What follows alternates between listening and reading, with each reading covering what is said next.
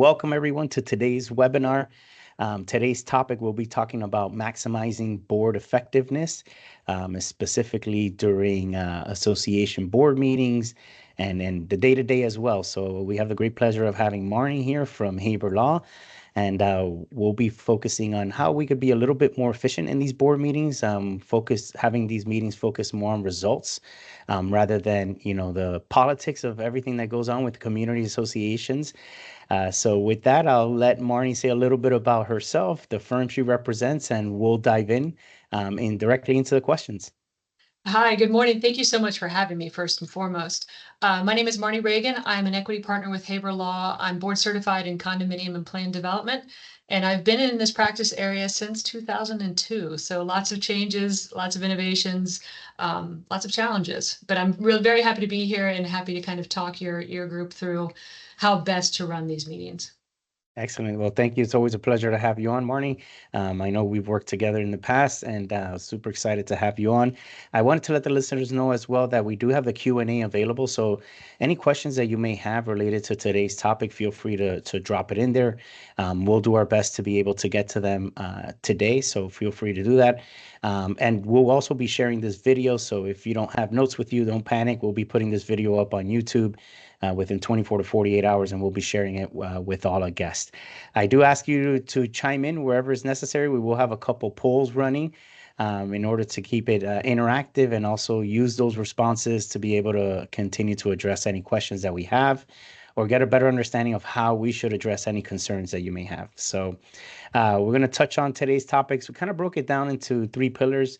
Opening, like what you should be doing in order to prepare for your meeting, how to be able to structure the meeting, and then next on how to be able to collaborate better and do a better job in preparing next. And then we'll touch up as well on some statute that were made effective in July 1st, specifically of recording of meetings. So we got it jam-packed. We'll try to wrap it up within 1 hour. But again, I welcome you all to go ahead and ask any questions that you may have related to today's topic. So Marnie, let's go ahead and kick this off. So talk to me a little bit. I know, being an attorney, you get invited into not every meeting, but you get invited into some meetings, whether you're there remotely or whether you're there in person. Being that you've been in the industry for 20 plus years, talk to me a little bit about what in your experience you've seen that allows for an effective meeting in order to really conduct the business of the association effectively.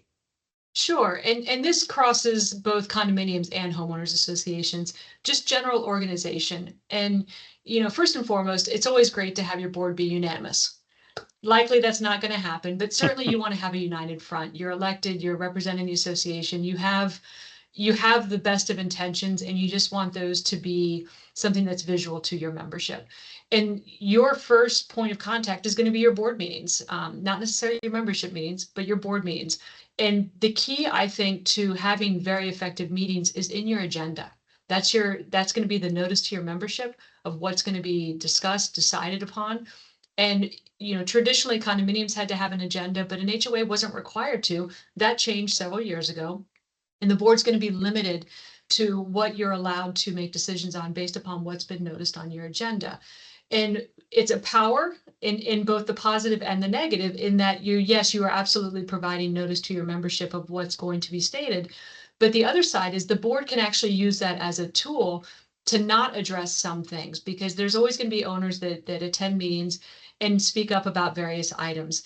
And we want you to make a decision on XYZ today. And it's a very easy, quick defense for management and or the board to be able to say, great point, we'll take it under consideration. However, we're not legally, and blame it on the lawyers, we're not legally able to make a decision upon this today because it wasn't on the agenda.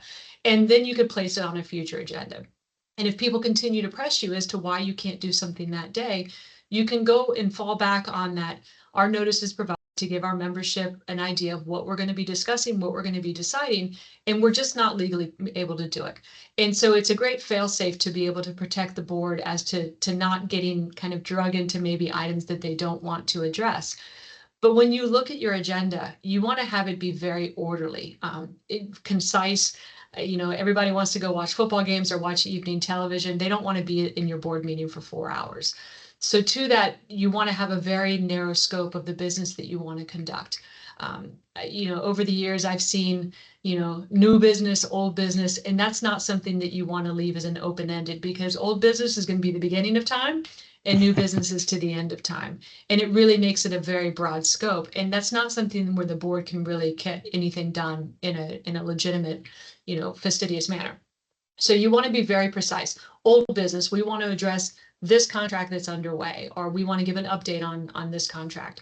New business, we're going to make decisions on these, 3, 5, 6 items. Don't leave anything open-ended. Make sure it's very clear with respect to a condominium. If you're going to be approving a contract, that contract has to be in a final format and available at least 48 hours in advance. You've got to provide your owners with notice, and whether it be wallpaper in your elevator, which I'm not a fan of, or providing a link or a QR code potentially to let your members have access to that document. The caveat to that is I would tell you that, if you're going to be selecting a vendor and that contract's made available to your membership, go ahead and have management or board members or the contact reach out to that vendor and advise them, hey, you may get a call from, John Doe owner. They're not entitled to really discuss or try to negotiate the terms of this agreement. It's in its final format. And as you do have to have it ready 48 hours in advance, if you're still negotiating that contract, it's not ready for approval from the condominium side, because it does need to be in a final format. A small nuance could still be ironed out, but what is material to one person is not material to another. So if there's any question as to whether it's truly in a final format, then it's not ready to go. And it's better off holding, because the last thing you want is the board and their decision making to be called into question as to their ability to ratify a contract. So certainly be certain that you have that in place. Condominiums, again, you're subject to the quarterly meeting, and we typically, as a firm, will send out notice to all of our clients about a month before the end of the quarter. Hey, have you done that quarterly meeting? And that's that opportunity for, I call it the State of the Union. Yeah. It's, the state of the finances, the state of repairs, and it's that caveat of and any other issues relating to the association. And sometimes it's easy to lump that into the same meeting where you're talking about some of your bigger projects and contracts, because some of those questions may get answered through the body of the meeting, and then the quarterly meeting compliance almost is an afterthought, and you've complied. And so you get that in there, but you want to make sure that you're doing that. And while, I'm talking a little bit more towards condominiums, my understanding is the legislature is going to be addressing the HOAs again this year. So we're seeing the HOAs look more and more like a condo. When in doubt, it's never a bad idea for HOAs to kind of mimic the condo form of operations, even though you may not be legally required to do so. But it's good governance, and it's a way to really let your members know what's going on. And that transparency, that sharing of information is really a great way to stave off some of the problems and questions that you may have from your owners. Yeah, So that's those a those super top those overview. Yeah, no worries, no worries at all. I think you addressed many points that are crucial, especially in these association board meetings. I put a poll here because I know we've all experienced it, whether you've heard it on the news or you've experienced it yourself, of how long are these board meetings. And what I like to say is that meetings are pretty much the engine of governments. Without that structure, decisions just basically stall. With structure, boards are able to, move from a reactive to more of a proactive approach. What I do love of what you mentioned was, but in particular, how, having those agendas when open and closed business, you're completely right. Here, let's say at Affinity, we try our best to get all our board meetings to be run similar to how we run our business through EOS, right? Where they're talking specifically, okay, what are the objectives or the goals for this particular quarter for the year? And that way, that, okay, this is what we're checking up on. Okay, these are the goals that we have. Why are we behind? Why are we not behind? What's been working? What's not been working? But really, those meetings are decided up. Those meetings are there to really make decisions more than Right. anything else. We'll talk a little bit about preparation and structure in a bit, but it's important for board members to understand that, you're there to get questions answered or get clarification and then make a decision. Like you opened up, I wish everyone would be unanimous, but it's important for board members and managers alike to understand that not everybody has to agree. It's a democracy. So if you have a majority that agree, those that didn't, you can't hold a grudge.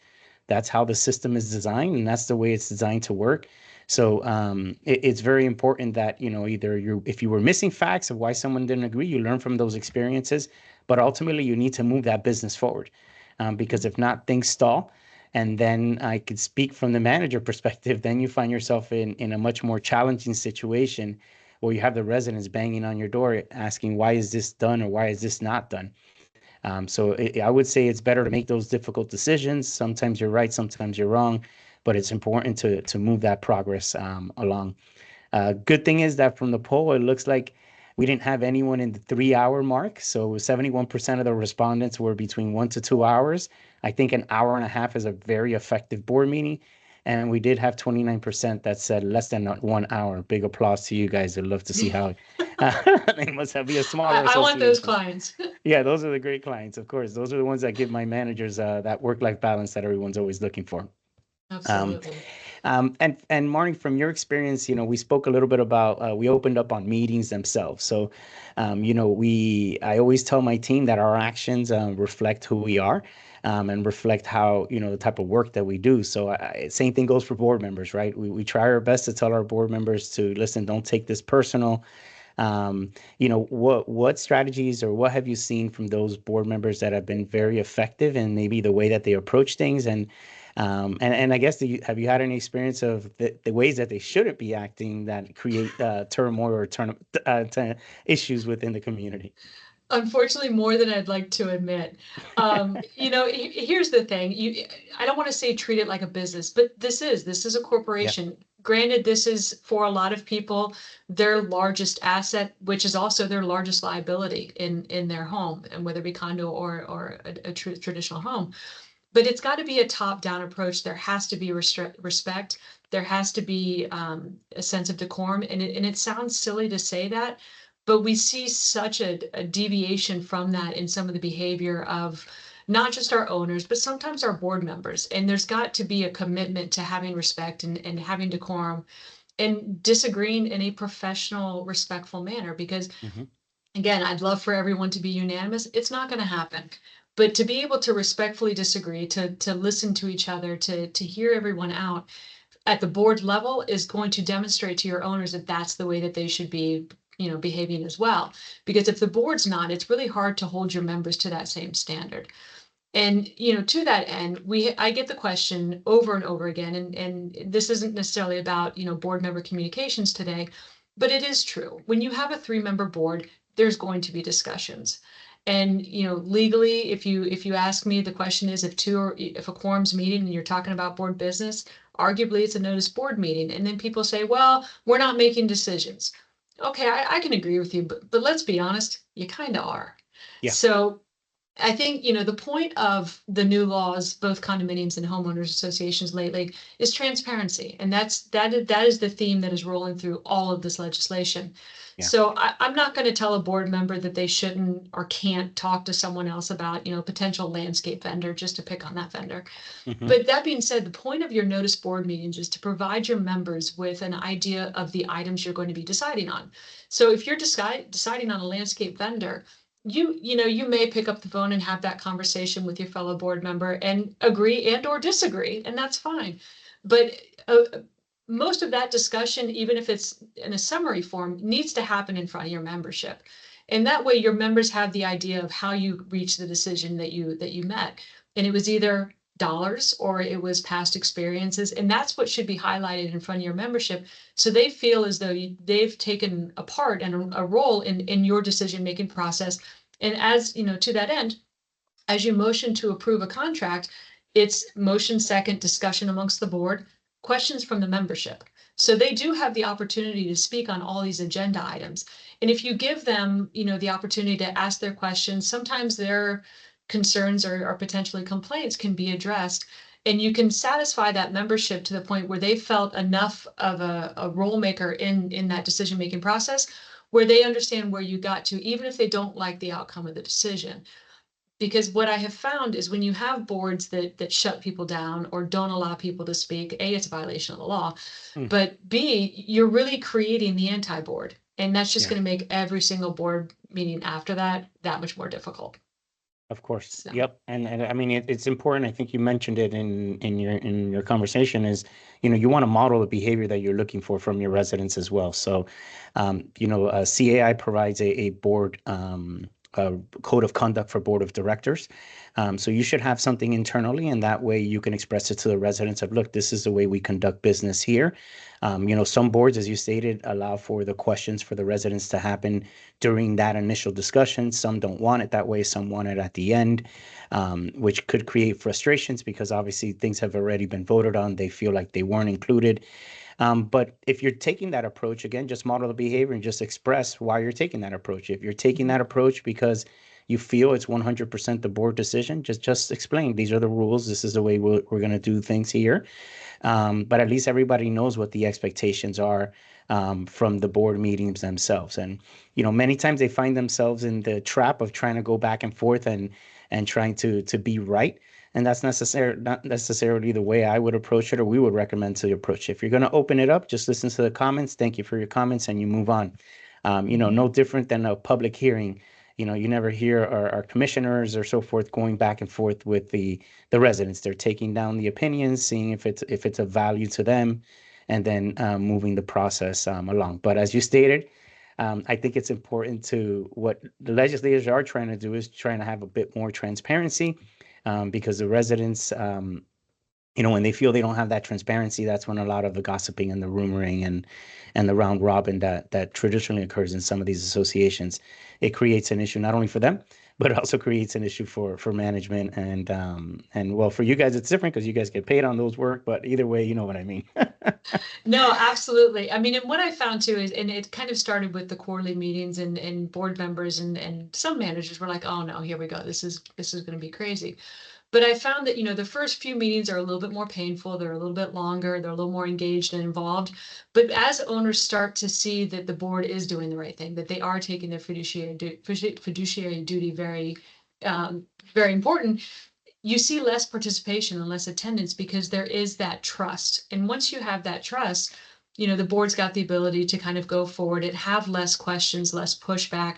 And I'd like to say forever, but we all know that's not the case. I used to tease that, it takes one and there's at least one in every building. I think now there's at least five in every building. No, So definitely. you're never going to pacify everyone. You're never going to make everyone happy. But if you can get, it's typically a vocal minority. If you can get a, supporting majority that every once in a while will step in, they help you to kind of temper that vocal minority to a certain extent. But you've got to get through the pain of those first couple kind of open meetings where everybody's asking a lot of questions, and they may be more difficult or longer.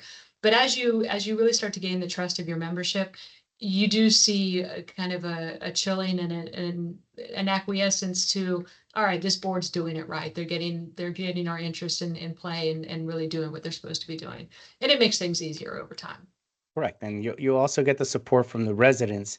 If they see yourself conducting yourself in a professional manner, they'll also support you in telling those individuals that are, that handful that we were speaking of, and tell Hmm. them, listen, these guys are doing the best that they can. We're supporting them. They're being transparent. They're providing the necessary information, and so forth. And you'll find that those residents will support you rather than jumping on to the other party. So I couldn't agree with you there. So let's talk a little bit now about preparation for the meeting and some of the requirements with regards to HOAs and condos. Obviously, they're governed under different statutes. They have different requirements. But with regards to agenda, is there any items, let's say by statute, that are required for either condos or HOAs to place on the agenda? The requirements that we have right now, I mean, typically when you're working with different aspects, whether it be special assessments or budgets, there are some differing requirements that are very specific, and certainly work with management and council to make sure that you're compliant.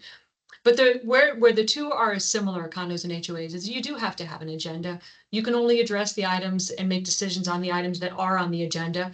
Otherwise, it has to wait for a later meeting. That's really the key that you've got, and it needs to be clear enough so that owners have an idea of what's actually going to be decided. And where I see it come, a little bit into play is when the board, and I'm just going to pick on management, if the board says, we want to discuss management, well, obviously you could have a closed board meeting, and both condos and HOAs have the ability to have closed board meetings for certain topics, pending threat litigation, personnel issues, because it's really not appropriate to have that conversation out in the public. But if there's a question of, terminating agreements and going forward, yeah, it really does need to be on there. And so you can do it in a more delicate fashion. And again, you can work with counsel on that to try to be, a bit more subtle. But let's be honest, nobody's a fool. And when they see the Yeah, notice, they can know what's coming. And it's better just to be very clear about it. Typically, it's not a surprise to yeah, any vendor that's going to be terminated, that it's happening.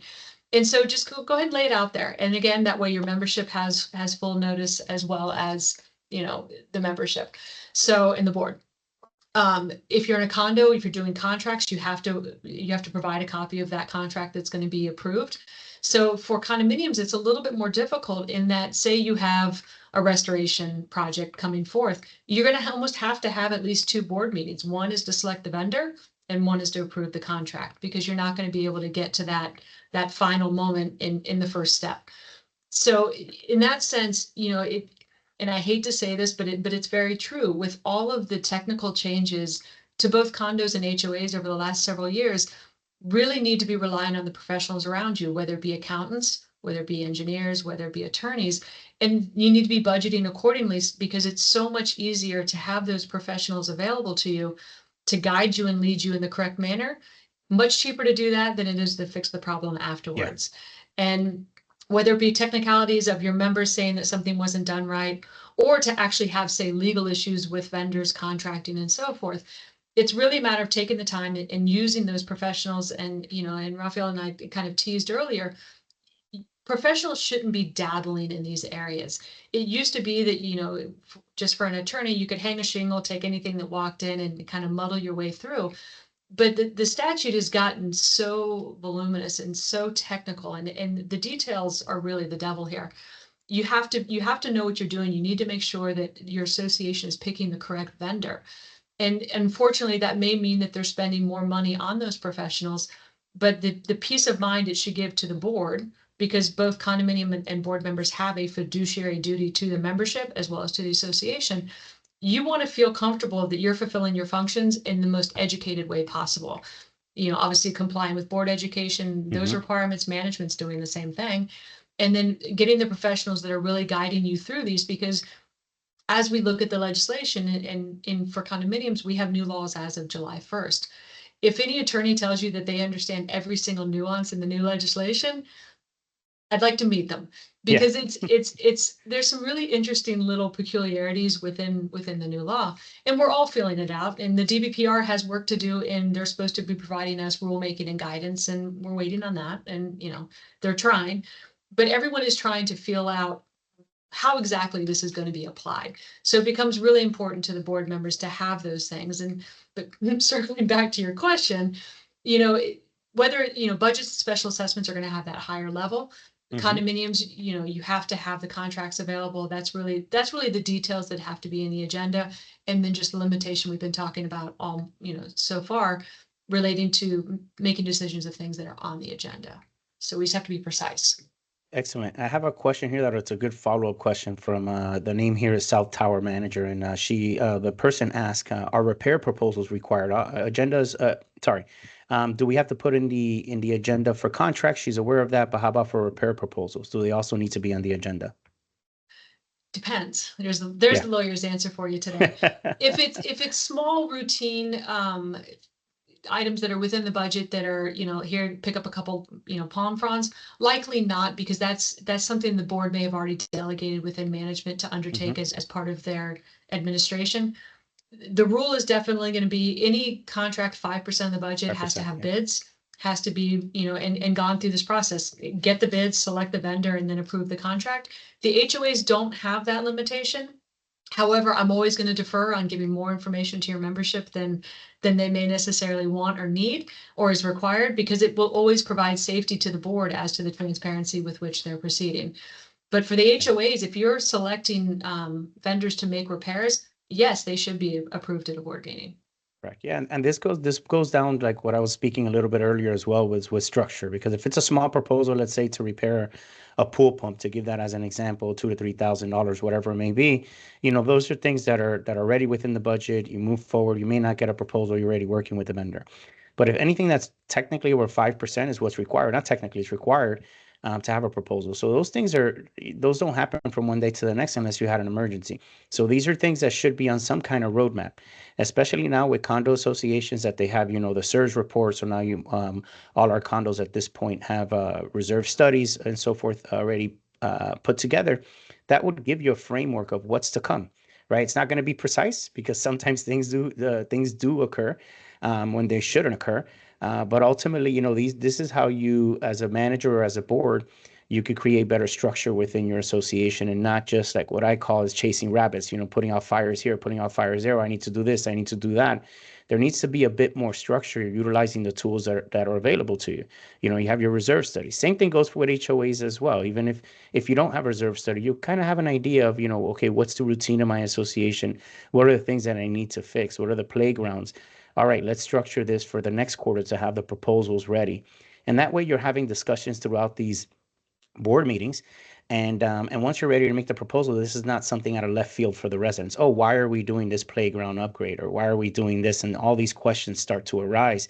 When if you were taking a bit of a more of a proactive approach, it'll makes the communication better. It makes the residents feel that there is much more transparency. And then when you come to that proposal or contract stage, it's not anything that's new. It's like this is where we're at.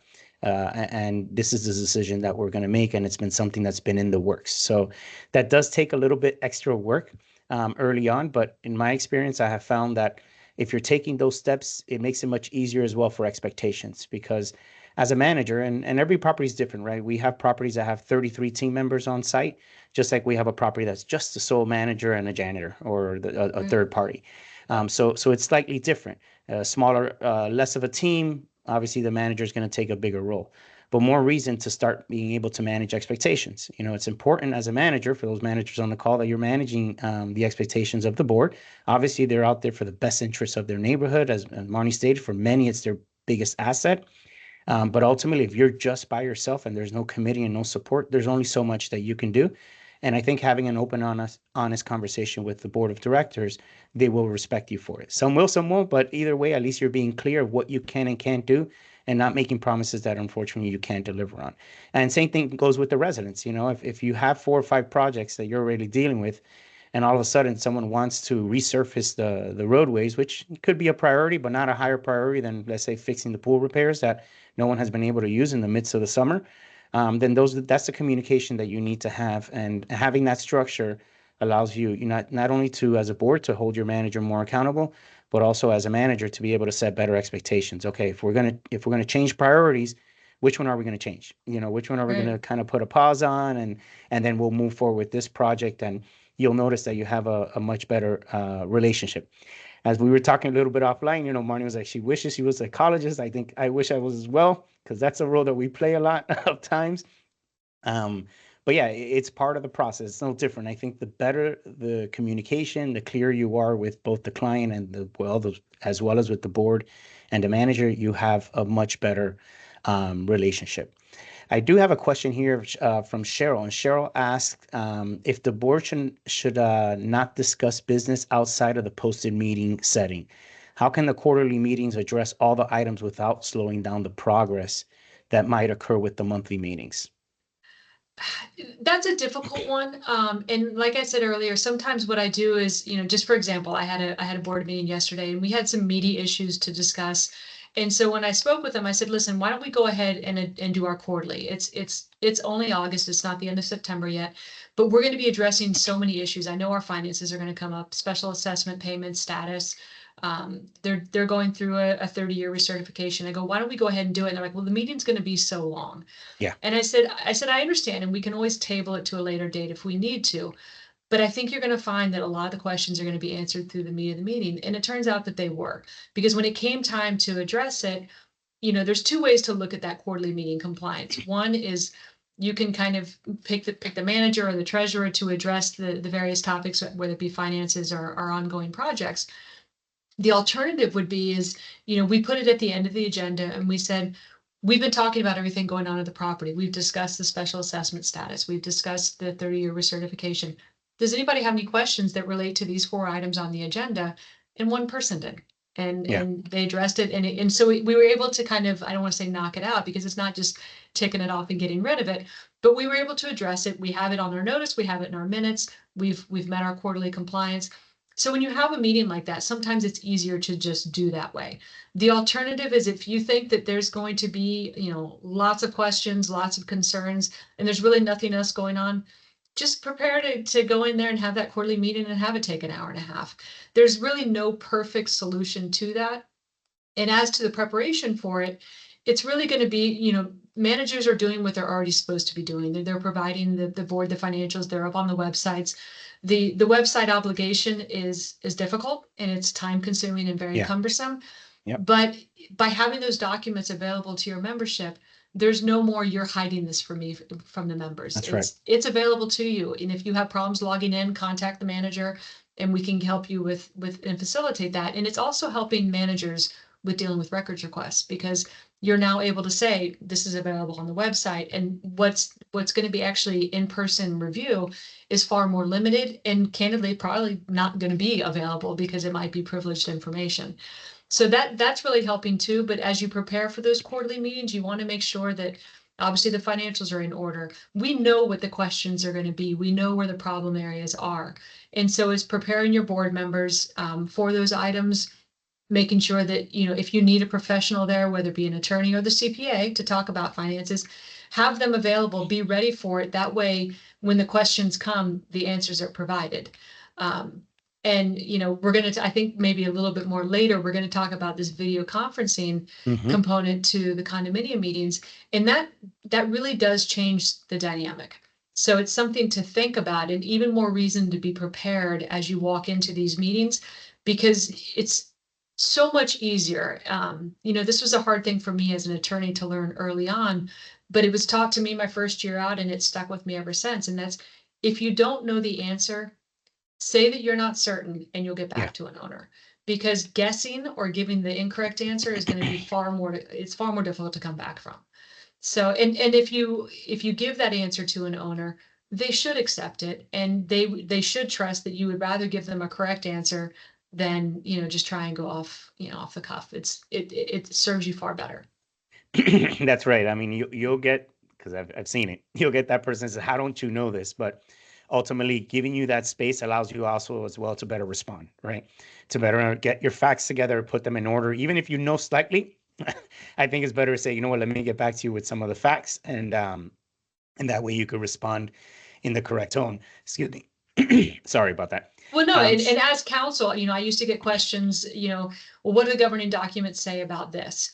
And I used to always take governing documents to meetings with me, but I've almost stopped doing it, just because I don't want to be put on the spot in that fashion for something that, we that's right. weren't really going to talk about, or I wasn't prepared for, and give an incorrect answer, because then, especially in today's world, whether it be the video recording or whether it be, that owner who's always going to remember, it's better to say, you know what, I want to confirm and give it some thought and give you a good answer.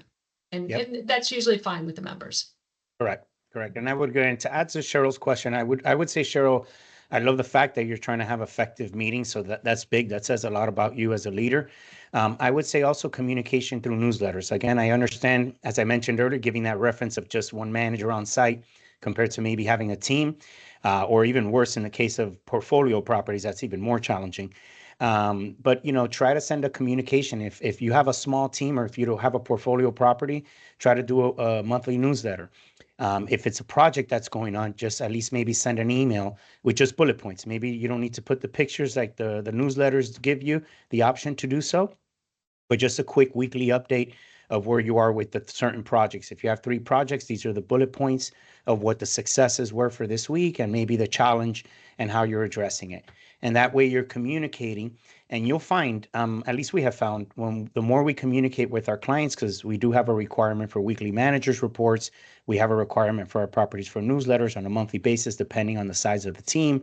But we have found that the board meeting, the resident attendance comes down just because everyone's already informed of what's going on. And many times they're responding back to that email with any particular questions that they have.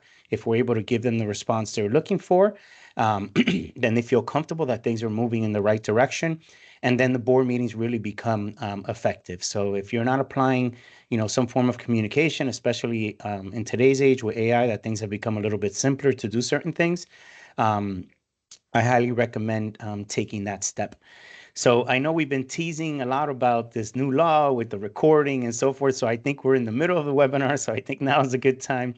So Marnie, why don't you talk a little bit about, I know that the new statute's only for condos, but both you and I would agree that, certain things with condos, we recommend applying it for both, makes things much easier, and ultimately that transparency is needed.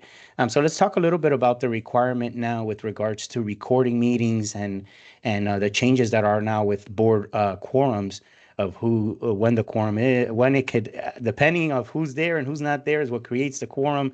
So if you can give a high level on the statute itself.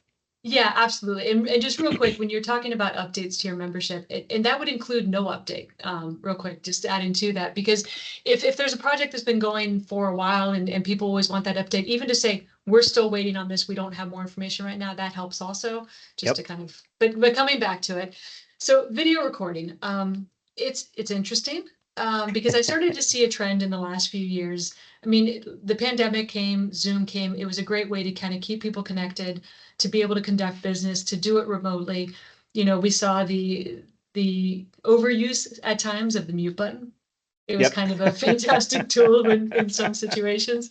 But we had that. And so I think, part of it, I don't want to say the legislation was a retraction of that, but I'm sure it kind of, was discussed somewhere along the way.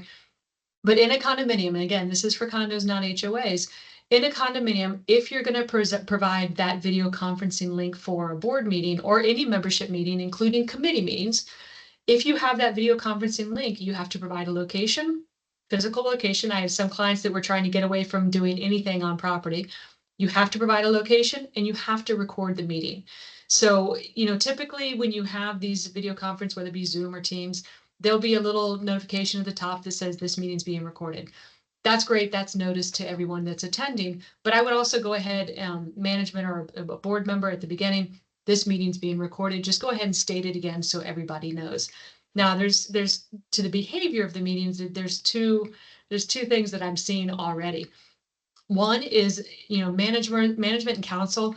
I'm really directing my board members to be very mindful of what they say as well as what they don't say. And that really leads back into if you don't have an answer, don't give an answer. If you need to ask further, get that, do that and be mindful of it. Don't talk off the cuff. Don't overpromise. It's always better to underpromise and overdeliver. Hmm. So management and the board need to be very careful, make sure that they're prepared for these meetings. And for the items that you can't get to or decide upon, say it, and that's fine, because it will be recorded. So I had a meeting yesterday actually where, the meeting was going to be recorded. We have a problematic owner, go figure, who, proceeded to tell us, I'm going to have counsel there and a court reporter. And I kind of giggled at it to my board and I said, well, it's a little redundant, but okay, fine. Yeah. So we Yeah. had the court reporter in the little bottom corner and I just, but my board was also very aware of what to say and what not to say. So from a record keeping purpose, we are video recording these meetings. They are going to be an official record. They have to be uploaded to the association's website if you're 26 or more units. And the January 1st deadline for that website for the smaller communities, I would tell you, don't wait till January. Do it now, get it up. And again, record keeping, records request, all that kind of stuff makes that much easier.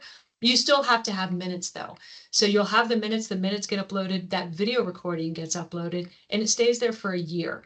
So Hmm. make sure you have enough, space on your web browser capacity in order to hold all those meetings. But it applies to board meetings, membership meetings, as well as committee meetings. So make sure that all those parties know this, that it is going to be recorded and it's going to be out there. Again, for the board members to be mindful of what they're saying, and for some of the owners, it may serve to, deflate the balloon when everybody can see how they behave. That's right. Um, but it is something that's going to be there. Now, something very interesting I'm talking to a lot of my clients about is if you have a telephonic meeting, it is not required to be recorded. So in some situations, I have board members that sometimes don't know when to stop. So I'm kind of recommending to them that they hold their meetings in person or they do it telephonically. That way we can avoid that recording option. And it's more, I am trying to protect the board because I know they're trying to do the best they can, but sometimes they get, excitable, whatever adjective you'd like to I use. love that term. So, we try to kind of, it's a matter of knowing the client, knowing your board, knowing your membership. For some associations, they're like, we've already been recording them. Yeah, Great, no problem. Keep doing it, but just understand what the legal requirements are. And for the ones that are a little bit more touchy, you've got to kind of be mindful of that. One interesting component, me personally, when I interpret the new law, I do not see a carve out for closed board meetings. Closed board meetings are for personnel issues. They're also for pending or threatened litigation. And if you've attended those closed board meetings, people speak very freely, and we want yeah, them of to. course. So to that end, because I don't see the carve out for or an exception for recording, I'm holding those meetings telephonically because I don't want the question of are they being recorded or not? Because if you interpret the law to be that they are supposed to be recorded, then yes, they are privileged and they're not available. But if that matter resolves within the year, then it is public. And so I don't want to see the next piece of litigation come from what was said in that closed board meeting, from a board member because, and candidly, my attorneys typically they're on the boards are some of the worst offenders of things they shouldn't say during board meetings, whether it be so and so is crazy or they're off their meds or Correct, whatever it's going to correct, be. correct. So I personally, and I think most of my firm is taking the position of, what, let's do those meetings telephonically. And that is also, be mindful, that's also going to include if you have litigation that's ongoing and your litigation committee is meeting with insurance defense counsel, arguably that should be recorded. So, make sure that your general counsel understands the law and understands how they're guiding both your board members, management, as well as, say, insurance defense counsel, because they're not going to be as in tune to these things. And I don't want to see that coming back to bite. Now, Correct. the interesting caveat that you raised was this one really odd piece talking about annual meetings. Hmm. There's a requirement that, and mind you, annual meetings are a membership meeting. It's not a board Correct. meeting, but it's saying that when you hold an annual meeting, that a quorum of the board has to be physically present. Present. Is that the outgoing board, the incoming board? Incoming Like, board, yeah. and it doesn't say. I mean, to me, reasonable is the outgoing board. But I have board members that have never been on property when I've held a meeting. They've always been out of state, out of country. So, and there's really there's no repercussion for what happens. Is it the meeting can't go on? Because to me, that would be a great way for a board that doesn't want to get booted out to not ever have an election is I just won't show up. Yeah. So I don't that's something that internally we're dealing with. I have my opinions on it. Certainly speak with counsel if anybody needs counsel. My name is Marnie Reagan with Haber Law. So, but it's something that we have to think about because we are entering into meeting season. Right on the heels of hurricane season is meeting season. So it's something that we have to think about. Certainly, we're going to encourage our board members to be physically present, but there's no decisions yet on how that's being applied and what we're doing in those situations. I don't necessarily personally want to be on the other side of a DBPR complaint that's from an owner that says they're not holding the election because the old board members won't show up to the property. Yeah. I don't think that's the intent because when you see the overarching transparency, participation, I don't think that's what they intended on that. So personally, I'm still going to hold that annual meeting. If an ex-board member that didn't get elected, is going to raise the issue, then we'll see how it plays out. Because, you also look at a situation where a board member who's been serving and they know they're going to sell their unit next year, they're not running. And if they're out of state, they're not going to buy a plane ticket to come down for that meeting. So it does say a quorum that would have to be there. But again, it's membership meeting versus board members. It's just kind of an interesting nuance, for lack of a Of better term. course. I kind of expect it to get addressed in next year's legislation. Yeah, of But for course. now, it is what it is. Yeah, it's just normally how it goes, right? They're legislators, and I do know that they get input from other whether lobbying groups or firms and so forth. But it's just what the process that it is when they're making the sausage.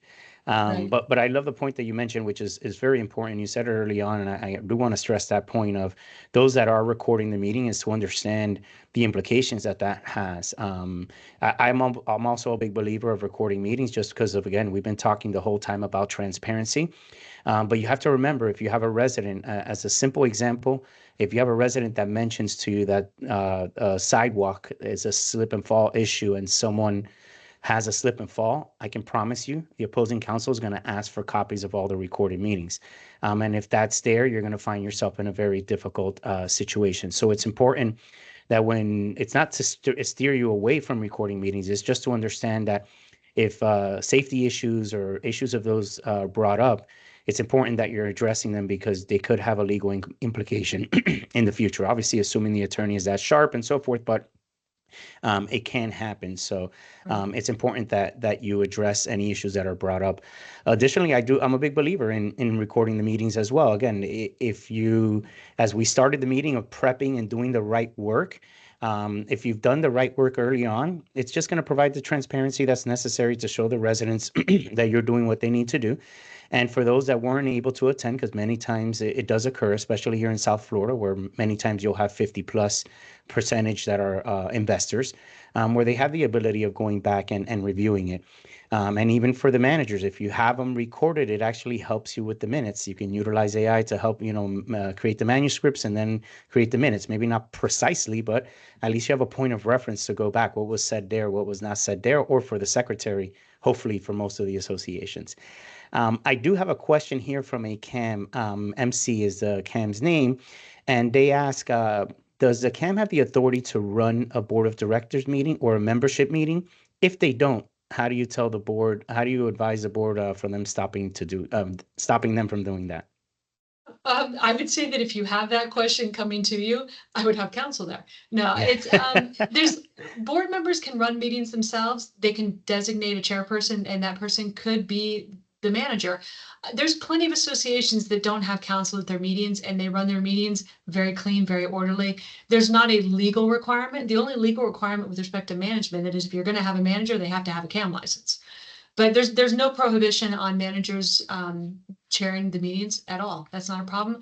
And everyone always talks about Robert's rules. And to that end, some documents require you to use Robert's rules. It's a book Yeah. about this thick, by the Yeah. way. Yeah. Um, I think stating your rules at the beginning of a meeting is always a good move, whether it be owners are going to be limited to 2 minutes or please, do things a certain way.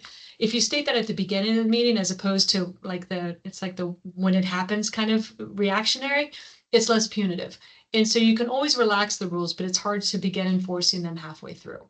So, lay out what your expectations are from your board members as well as your members at the beginning, and you can relax and that's fine. And managers can certainly run meetings. Yeah. There's no, it's bad for my bottom line, but there's no reason to have counsel at every meeting. Yeah, for us, I guess in our experience, it's a mixed bag. We have some boards that want our managers to run the meeting. They run the meeting. Obviously, they're not taking motions; they're just guiding the meeting. And then we have some boards that are great. They've either played in some political role or they work for a nonprofit where they have very structured meetings, and they know how to run the meetings. So I agree with Marnie. It really depends on the association itself. What I tell our managers is make sure that you're not finding yourself in a position where you're taking sides, where you're just really there to provide the facts, provide the information. If a motion hasn't made and they're already jumping into it, just guide them there. But ultimately, in our experience, we've seen, I can't give you a percentage, so I don't want to say one, but it's a mixed bag. It's some do, some don't. So in an ideal world, it would be great if the boards run them just because it makes it a little bit easier. The managers, they're focused on providing the information, but in many experiences, we do see that our managers are running the meeting. The challenge that I have to do touch on this, the challenges that we do see is that when we run the meetings, then if it does sometimes give off to the residents that we're the ones making all the decisions. So as Marnie Correct. said, just make it clear. We're here guiding the board. That way, as a manager, it's not the perception that you're the one that's making all the decisions and the board is just sitting there, because you'll get that. And I put in quotations because it's just a perception. you'll get that perception that, oh, they're taking over and they're doing everything when the board should be doing it. So just make that clear Correct. early on. And I recommend doing and making it clear in the beginning of every meeting, because it's not the same individuals that are showing up to the board of directors meeting. One Sure. thing I didn't touch up on the recorded meetings is, for those of you that maybe haven't started posting them, you do have to post them within 30 days of the meeting occurring. So I highly recommend posting them on your website, just because it makes the board's life easier, as well as management's life and the residents, where they can just go to one place to find the information. We've had some clients, being that we have YouTube and so forth, have asked, can we just post it on your YouTube channel? And we're like, listen, no, if unfortunately the relationship doesn't work, or we part ways or you part ways, you want to make sure that you have your records. So for those of you that have websites, now are required for 25 units and above by the end of the year, as Marnie mentioned, just make sure that now you create a section, called meeting videos, or whatever you designate that to be. I do recommend putting it behind a password. That Mhm. way, your information's not out in for the public to see. It should be owners of the association, or tenants, because now they do have certain rights, but you have to talk to your attorney about that. So let's talk a little. We don't have much time here, so I do want to touch up a little bit on really building that trust. I'm a big believer in partnerships, and many people, just take it as, oh, well, everyone says partnership. But what have you seen in your experience? Maybe even just dealing with board members, or at actual board meetings, since the topic has pretty much been on board meetings. How have you seen it where it's very effective when you start to build really good trust with your clients or with the board members directly? What are some of the habits, or what's been your experience where you see that occur? I think where I've seen the most success, and it's managers, board members, and myself as counsel, is when you're really serving the client, when you're really serving the association. If it's not biased, if it's not argumentative, if it's not confrontational, it starts to really be a more fruitful relationship for everyone. And to that end, I've had situations where I've been blessed to have a client for, I want to say, going on 15 or 16 years.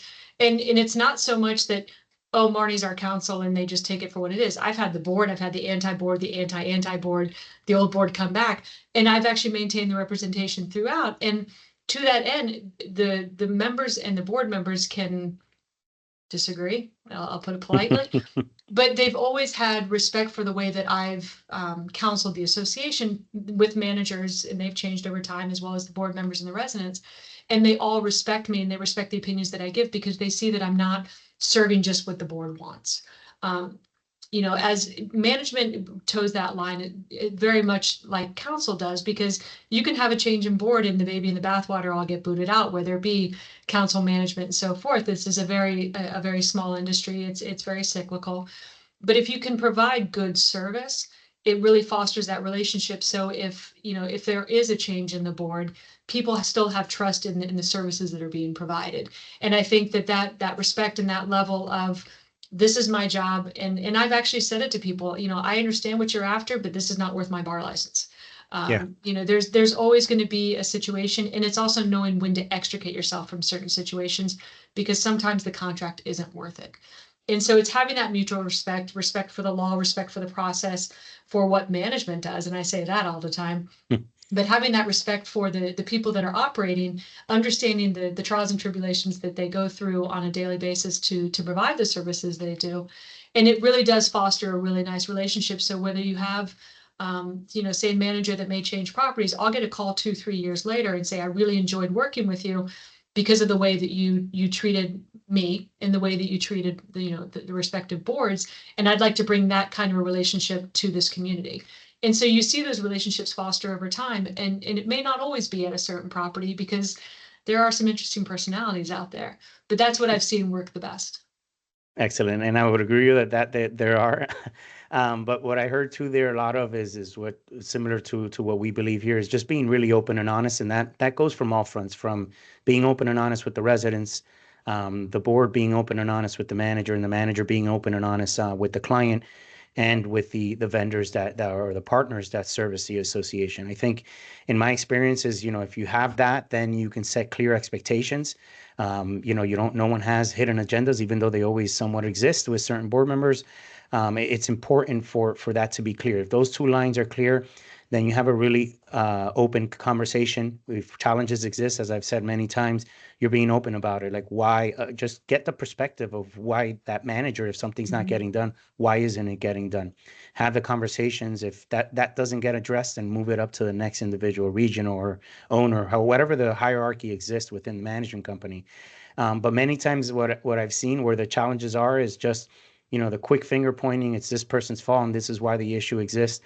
Many times we need to look in the mirror and it could be us that's creating the situation that we're unaware of. And if it isn't you, then just be open and honest with the individuals and let them know, look, we need to make a change. This is the reason why we need to make it. There's a new direction and so forth. Because as you stated, we come Mhm. across that many times. We're not going to put our license at risk if No. there's a situation that a board wants to take. And it's important for us, and we have a responsibility as managers for those that are on the call to let them know in a professional manager, right? In a professional manner.